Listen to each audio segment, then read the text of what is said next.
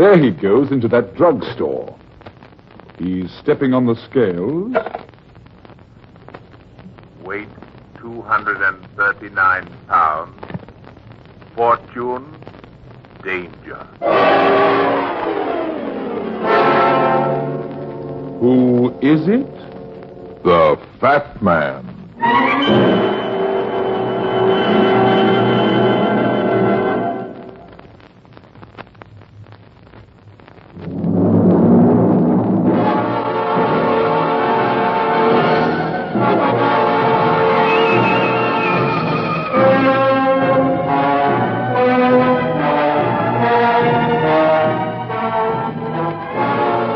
A fat man can be very self-conscious sometimes and also very shy. He's conscious of being overweight and will do everything in his power to be self-effacing. In my business, it's not a bad idea either, because when you're on the trail of some of the characters I run into, the more inconspicuous you are, the more chances you have to nab the murderer.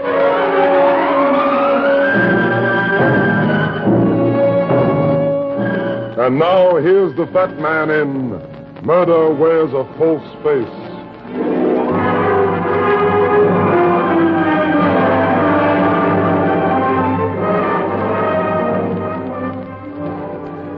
Nobody knows the trouble I've seen, runs the old spirit. The trouble I see usually starts with murder. Like the morning I answered Joyce Kenyon's call for help. Private secretary to wealthy Vincent Maitland, the well-known book collector, Joyce looked like the proverbial $1 million. I found her in Vincent Maitland's house on Fifth Avenue. Oh, Mr. Runyon, I'm so glad you're here. This note, it came in the mail just now. Let me have it. I killed my wife, now I'll kill you. An accident for her, a knife for you. It's Scott's signature, but I can't believe he'd write it to me. Who's Scott? Not exactly a friend of yours, is he? Mr. Runyon, he's my fiancé. We're going to get married. Yeah? I just don't know what's happened to him.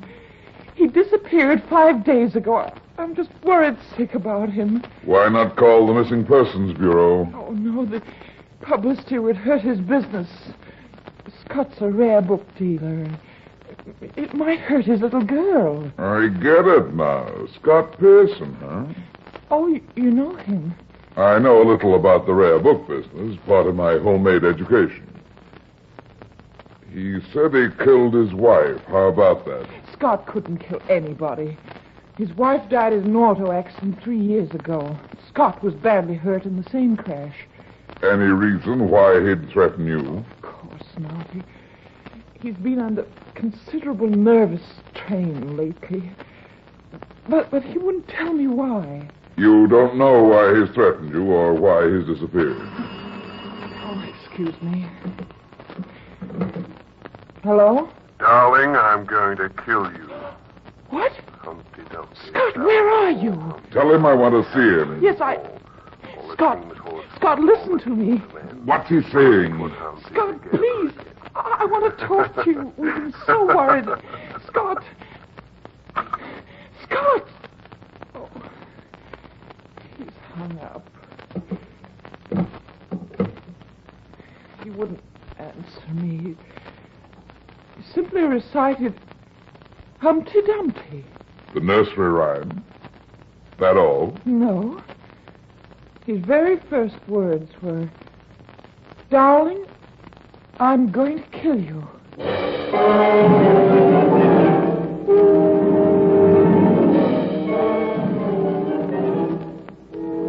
In 3 minutes flat, I had Pearson's call traced. It had been made from his business number. We caught a fast cab to his office the other side of Broadway. It was empty. And everyone I questioned in the building said Pearson hadn't been around for 5 days. At that point, his girlfriend broke down, but good. So I took her back to my office and told her to stay there. I can't do that, Mr. Runyon. Mr. Maitland wants to know where I am. It's my job. Is your job or your life more important to you? Oh, it's Scott, who's important. You've got to find out what's happened to him. Then stay here until I get back. You're about a half-inch away from murder. You don't want anyone shoving you over the goal line.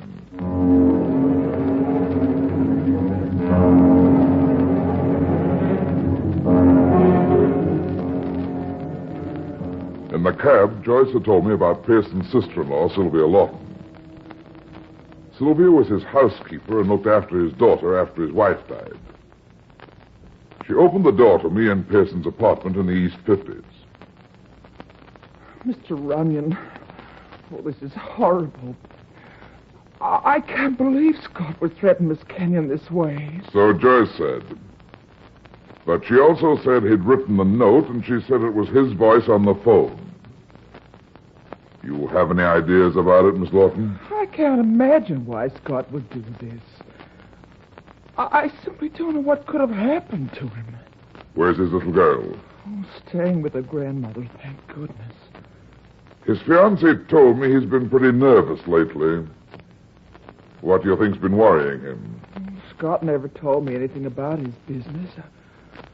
I only know he's been quite worried in recent weeks. When did he ask Joyce Kenyon to marry him? Just last week. He's known her for only a short time. What do you think of her? Oh, she's quite pretty, but I don't see what that has to do with Scott's trouble. Don't you? Did you know she was going to call me? Of course. We both agreed we had to start looking for him. Oh, by the way, you might want this. Thanks. Seems a good-looking guy. Yes, my sister thought he was very handsome. Do you think he killed your sister? I've always thought it was an accident, but now I don't know what to believe. Don't you know anything about Pearson's business at all? What's his reputation in the trade? How many employees does he have? Oh, he has an excellent reputation. He has one man working for him, Harry Lindley. I don't know what Lindley actually does. He's worked for Scott for 3 years now. Scott doesn't like him, though. And yet he's kept him on his payroll for 3 years. Where can I get in touch with Lindley? I don't know. He's been out of town for over a week. That's a big help. You have anything else I can work on? Well, Scott brought home his account books and correspondence just before he disappeared. Lead me to her, Miss Lawton. Maybe I can read between the lines.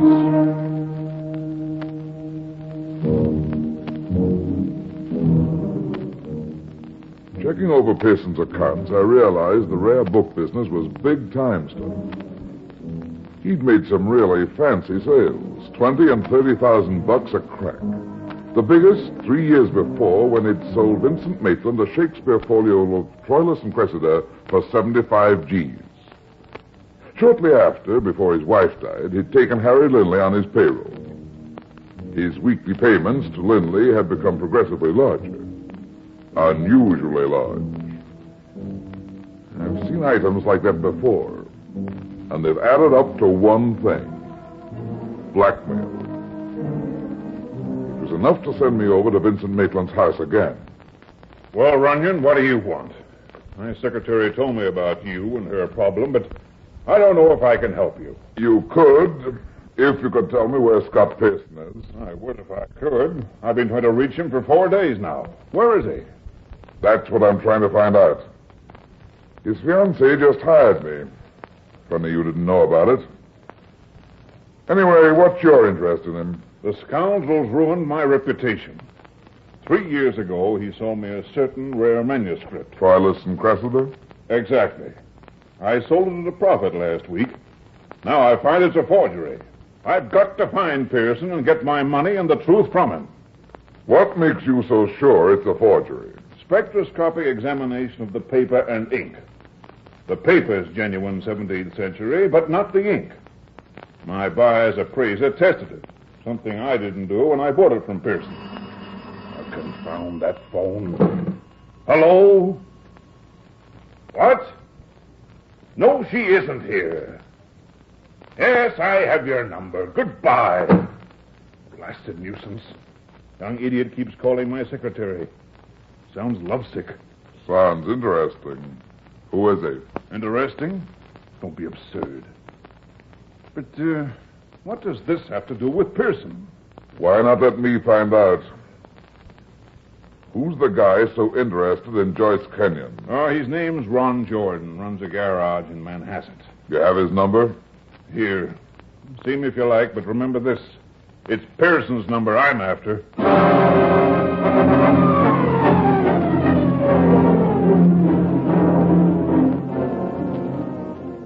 Ron Jordan's filling station and garage was on a lonely stretch of road on Long Island, down near the shore. It didn't look like any potential gold mine. The garage at back was all locked up. A skinny guy in overalls was out front whittling on a stick, using his knife as though he was carving up his worst enemy. I pulled up to a stop beside the gasoline pumps. Hi, fill her up. Yes, sir. You Ron Jordan? That's right. Get in touch with Joyce yet? Get in touch. Say, what is this? Just my own private survey, Jordan. Why so interested in Joyce? Look, mister, you're begging for a poke in the nose. Keep pumping, sweetheart. I don't like being poked, and I have the weight to back it up. Now, how about Joyce? Wait a minute. Who are you? My name's Runyon, private detective. Joyce hired me to find her fiancé, Scott Pearson. The heel. Oh, a friend of yours. He's no friend of mine. Joyce was going to marry me until she met Pearson. She was, huh? When did that happen? This summer while I was busy here. It's the summer season that brings in the dough. I worked like a dog. And lost my girl. You sound like you threw in the sponge pretty early. Well, I went back home to Pittsburgh. Well, that didn't help. I just got back this morning. Where did Joyce meet him? At Maitland's? Yeah. He started work there last June. How come Joyce wants you to find him? Pearson's disappeared. And he's sent her a threatening letter. Joyce, too, huh? Here, take a look at this. When'd you get this? This morning. I've been trying to call Joyce about it. Hey, go ahead, read. I killed my wife, Jordan. Now I'll kill my next wife, and you'll be double cheated, not only double crossed.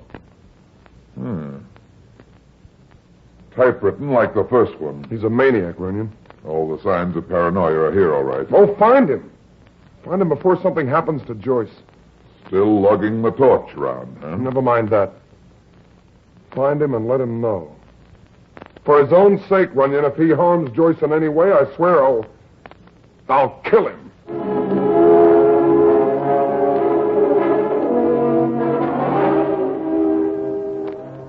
When I went back to my office, I found Joyce Kenyon seated in my desk chair. And she jumped like a startled gazelle when I walked in. Oh.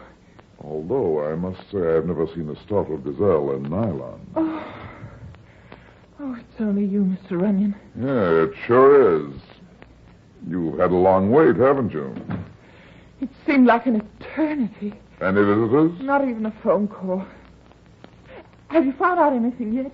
Well, I just saw Ron Jordan. Ron? How did you find out about him? Maitland told me. Jordan called you, and I went back to Maitland's house. Excuse me. Hello? Hello, Runyon. Speaking. Vincent Maitland.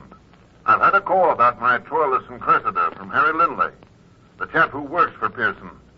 He wants me to meet him in Pearson's office. We'll see him together, Maitland. I'll be right over.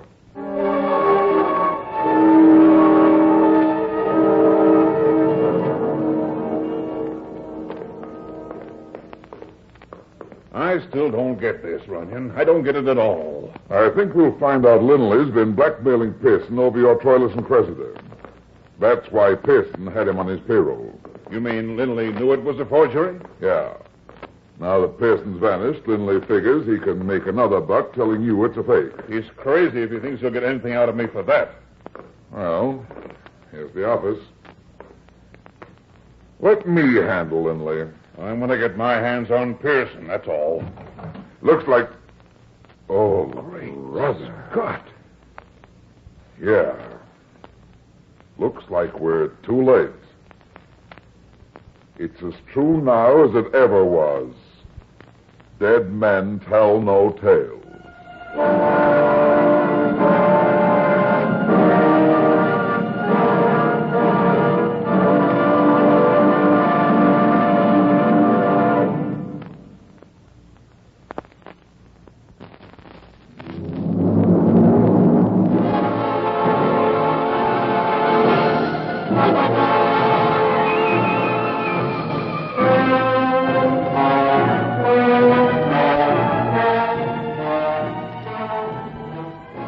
The corpse on the floor had been slugged with a mechanic's wrench. The wrench lay near the typewriter stand. Alive, the corpse had been a little guy in a snappy chalk-striped suit. A sharp little guy with a pinched rodent face. It wasn't Scott Pearson, that much was certain. It's Harry Lindley. Shut the door, Maitland. What? Let's get out of here. I can't get mixed up in anything like this. Shut the door! We'll give the place a quick once-over first.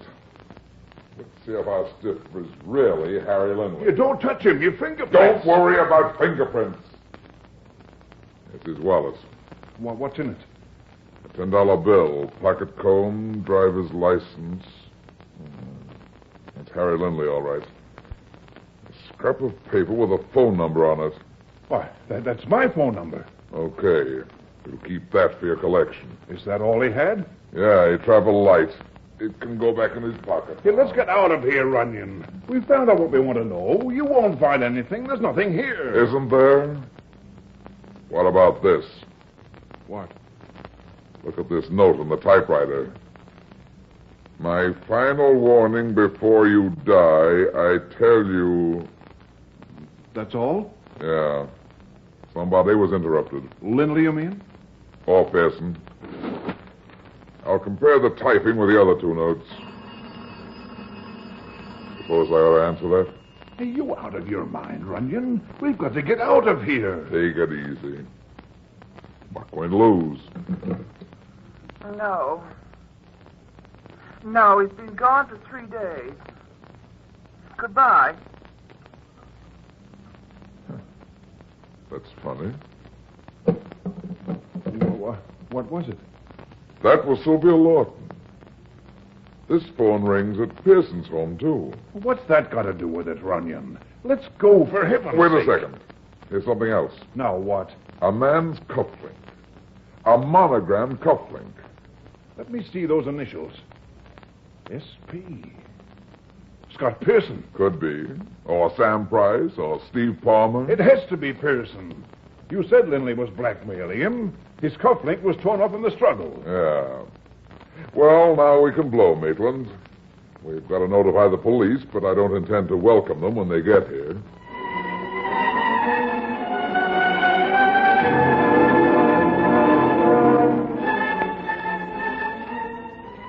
We left the office without being seen. Down in the lobby, Maitland went his way, and I called Mackenzie at Homicide. Then I scooted back to my own office. My phone was ringing as I came down the hall. I wondered why Joyce Kenyon didn't answer it. When I opened the door, I saw why. She was gone. Hello, Runyon speaking. Oh, Mr. Runyon, this is Sylvia Lawton. I've been trying to get you. I've been out. Nobody answered, huh? Why, no. I've called several times. Don't you have a secretary? Only at Christmases and New Year's. What's up, Miss Lawton? I've just received a note from Scott. It's horrible. Fantastic. I can imagine. What's it say? Now Joyce will die, too. Not like Helen, a blade through the heart. Just 1 day more. What's the postmark on the envelope? Long Island, Manhasset. The others were postmarked Grand Central Station. You sure it's from Pearson? I know his signature. The message is typed like the other one. All right, Miss Lawton. I'll see you later. What's happened, Mr. Runyon? What did... Oh. Where have you been, little Miss Muffet? I just couldn't stand being cooped up in this office. I simply had to get out and walk around. How far did you walk? To Pearson's office? What do you mean? I haven't been outside the building. Harry Linley's dead. I found him murdered in Pearson's office. Linley? The little man who worked for Scott? Yeah. Surprised? What do you know about him? Only that Scott didn't like him, but if he's dead, who could have done it? What do you think? I don't know what to think. I'm all mixed up now. I've never been so scared in all my life. If you're so scared, why did you leave my office? I told you why. I had to get out and move around. I've been walking up and down these corridors. You may have to prove that, sweetheart. Oh, that's ridiculous. Why would I kill Harry Linley? He was struck from behind. He might have been mistaken for Scott Pearson. But I'd never want to kill Scott. You know that. I don't know anything from what you've told me. You didn't even mention Ron Jordan, remember? I forgot about Ron. That's all over anyway. Not for Ron, it isn't. And Linley was killed with a mechanic's wrench. If you're accusing Ron or even myself... Just stay right here, sweethearts. You're still too young to die. Even in the electric chair.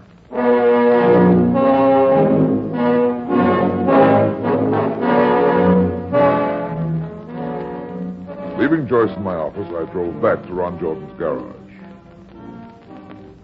Fog was creeping in from the sound like a gray shroud covering the dying afternoon. Nobody was out front. The garage doors were open a crack, so I started towards them. Wisps of fog touched my face with clammy fingers, and then, all at once... Who is it? Who's there? Hi, Jordan. What are you doing back here, Runyon? What do you want? What's wrong? Why so jumpy? You're crazy. There's nothing wrong with me? Not much. You're shaking like an old-time Model T. Come on, quit kidding. Hey, come on, I'll buy you a Coke. Sounds like bribery, Jordan. You come on. Let go of my arm. You want it broken at the wrist or the elbow? Runyon, I'll do. All right. Okay. Harry Linley was killed with a wrench. We'll go check your tool rack. Now, look, wait a minute, Runyon. I don't know any Linley. You're making a mistake, Runyon. Then why the shakes? It's not that cold, sweetheart. I'm upset about Joyce, that's all. I've been thinking about her and Pearson. I've been getting madder by the minute. He's too old for her, eh? And he has a family. Sure, a daughter.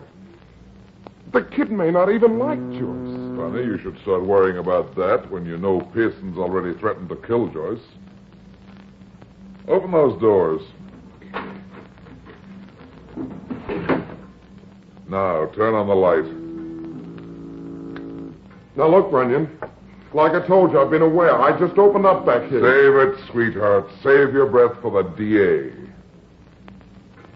That's Scott Pearson in that truck, isn't it? Isn't it? You're not getting me for this, Runyon. You. No one let you. I'm getting out. Come back here, Jordan. I'll shoot.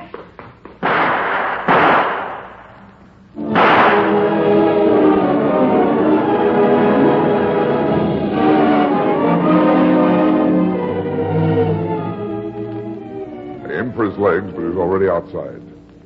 I raced after him, but fog swallowed him up.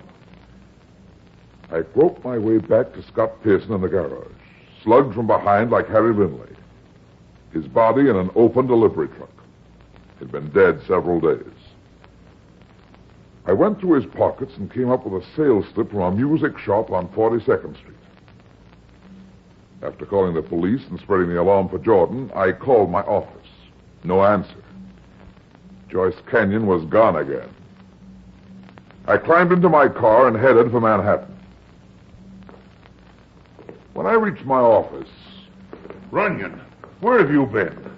Why, the personal visit, Maitland. I wanted to know what progress you've made. I was just leaving. Yeah? Come on in.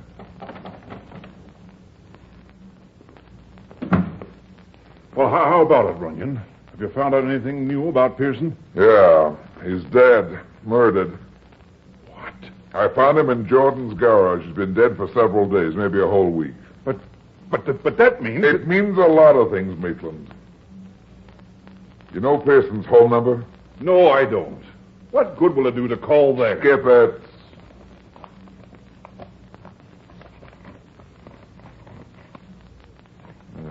Here it is. Hey, wait a minute. What? Pearson's number, residence and office. Remember, his business phone rings at home as well as at the office. Well, there's nothing unusual about that. Not to you, maybe.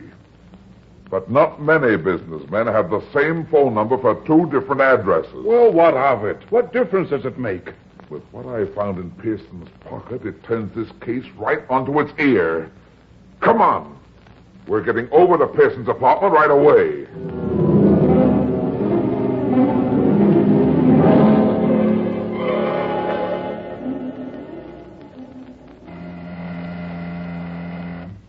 What's all this about, Runyon? You'll find out. Yes? Oh, Mr. Runyon. I thought you were going to stay in my office. I'm awfully sorry, but Miss Lawton called you. When I talked to her, I decided to come and stay with her. I thought I'd be safer here. You have funny ideas about being safe. Where's Miss Lawton? Oh, excuse me. She's busy in the next room. Hello? Darling, I'm going to kill you. Scott! Humpty Dumpty. Scott, where are you? You mean that's Pearson on the wire? Runyon, that can't be. Oh, Scott! All the king's Mr. Runyon, horses, he's all saying the the same king's thing men. again. Humpty Dumpty, eh? I thought so. You can stop that record, sweetheart. What in the world? Get your hands above the desk, Miss Lawton. What is the meaning of It this? won't do any good to hide that record player now. I happen to know Pearson's already dead. Dead? I don't believe it. Oh, stop it. I know you killed him. So why try to bluff me? I see. Get your hands up, Mr. Runyon. What on earth is this all about? You too, Joyce. And you, Mr. Maitland. Now, look, you can't be serious. Oh! My arm! I'm very serious, you see. What did you first suspect, Mr. Runyon? When I found Pearson's cufflink, Maitland thought it was torn from his sleeve during a struggle with Lindley, but there wasn't any struggle. The cufflink was planted evidence. You couldn't have suspected me then. You couldn't. You're right. It wasn't until I realized Pearson had his office phone at home. I'd found a slip from a music shop in his pocket. Then I remembered his Humpty Dumpty message. I knew he'd bought one of those record-your-own-voice records. But he said, darling, I'm going to kill you. Because it was for his daughter, he was kidding her. So that's why he laughed. Yeah. Sylvia here used his business wire to call his house number, and then played the record to you. You're very clever, Mr. Runyon. Keep your hands You up. were too clever, sweetheart. You'd been in love with Pearson a long time, hadn't you? For years. When he told me he was going to marry this little snip, he asked me to drive out to see Jordan with him to prevent future trouble. That's where I killed him. Killed? Oh, no! Jordan stumbled across his body just before I got there. He got panicky and ran. Stupid fool. I wanted to destroy Scott completely. His memory, his reputation, everything. What made you kill Lindley? I had to. Came across me typing another note in Scott's office. He guessed the truth. Unfortunately for him. And for you.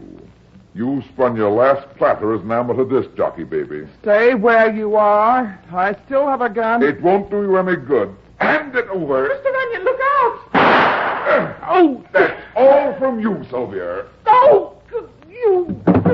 There now, relax. How's the arm, Maitland? Just grazed. Nothing serious. Well, it'll be serious for our little friend here. When the DA finishes with her, shooting you will pound another nail in that coffin that's waiting for her up the river.